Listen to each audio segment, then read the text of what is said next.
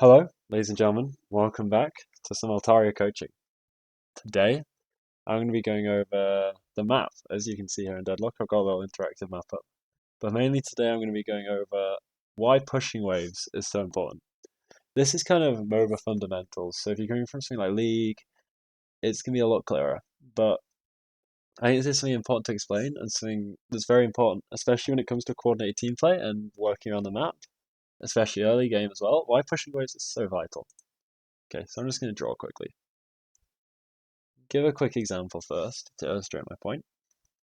And say early game, you've got your 3 and your 4. Refer to my earlier video if you want to know how I think about positions in Deadlock. Your 3 and 4 get mid push, right? Up to enemy Guardian. But say your other 2 lanes are pushed under. Oh, that's in the wrong place. Yeah, say your outer lanes are both getting pushed under their own Guardians. So really, you're quite limited here. You think you're quite limited, right? But the thing is, this is not necessarily a negative map position, because how I see it is where your waves are. Let me just clear this off. So say your mid wave is up here, your side lane waves are here and here. You can draw lines from these spots. Okay, I've drawn a terrible line. All good. You can draw lines from these spots and connect where your waves are. And this is basically where you're allowed on the map. Or should be allowed on the map. So having mid push isn't that bad. Obviously if you're losing all 3 lanes, it's suddenly a lot worse, which is why you have to obviously draft stronger lanes in parts, because you lose a lot of map space suddenly if you have 3 losing lanes early game. And then say if only one of your side waves is missing, that's an entire half the map you can't access. All of the space in blue here, you just can't really access, because you have these 2 lanes being pushed under. Is my point.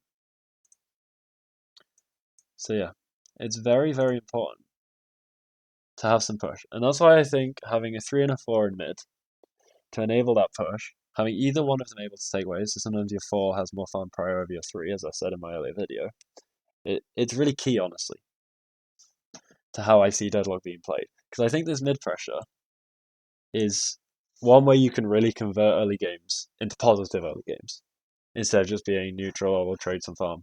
Because with this, if your 3 is pushing them under turret with your 4, then your 3 can look to move to either side, necessarily. Probably your 2 side, which we'll go with right again. Your 2 and your 4 side, right? Oh, sorry, your 2 and your 5 side, even, with your 4 in the jungle. And then you can look to make plays off that. Because then, say, if you're able to strong side that right lane as well, you suddenly have this kind of pressure, maybe. It has a lot more of the map opened up. Means you can play for this bridge bush for free, this urn spawns free, or it should be at least, or they're having to come into your control, right? Because you control some very key rooftops from this position, right? You can play on these roofs, you can play on this roof, play around these points, and you really get good vision of these areas, these key intersections, where your opponents need to contest the urn from. So yeah, I think it's very important that you get pushing waves in Deadlock. And a lot of people seem to sleep on this fact. A lot of people in Deadlock don't really care about matchups at the minute and don't really care too much about early game because A, there's no draft phase in normal play. But in pro there is a draft. So you have to think a lot more about matchups, and people don't. People just think about team comp in a vacuum, and it's such a problem. It happens in other MOBAs as well, but I think thinking about lanes is such an important part of Deadlock. And then also in solo queue, people don't really care as much about the early game. Your POS 1 players, your M1 carries, just think, oh, I'll just farm, whatever, and I'll win the game. And then other people just say, okay, I can bully the opponent laner, and then be over with. But no, you have to think about map space. And I'll do another video on vision coming up probably next week, or maybe later this week, about why vision control is important in Deadlock. But yeah, without wards, League players might be confused how to get map control. But this is how you push your lanes, then you drop off vision, and then you can suddenly, this area is secured, and you can suddenly make plays.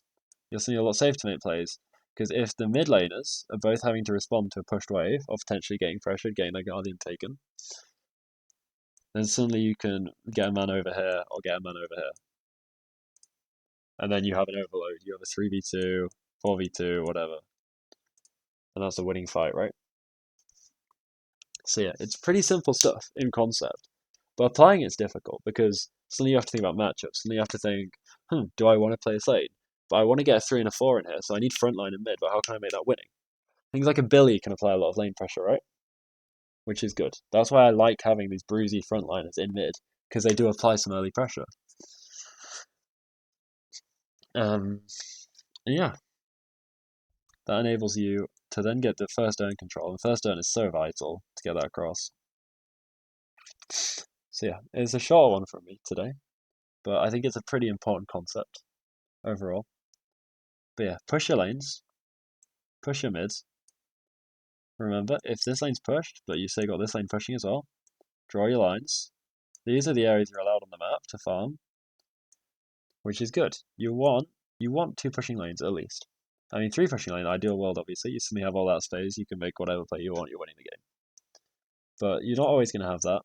Sometimes you might only have 1 pushing lane if your opponents play different macro. But still, mid push is so vital. Get mid push, okay? I can't reiterate this enough. If I go on to coach any teams, it will probably be my core value in the early game. Get this mid push. Get your 4 moving around the map. Get your 4 moving around the map with mid push. And yeah, win the game from there. Because your 4 is your most highest damage person early game, probably first 10 minutes at least. Get their 4.8k spirit or whatever spike they need. Start looking to influence some of these camps. Yeah. Thank you for watching. Far short the video today, I know. But I just really wanted to make this point. So yeah, thank you so much for watching. Make sure to subscribe, make sure to like. I'll see you in the next one. Goodbye.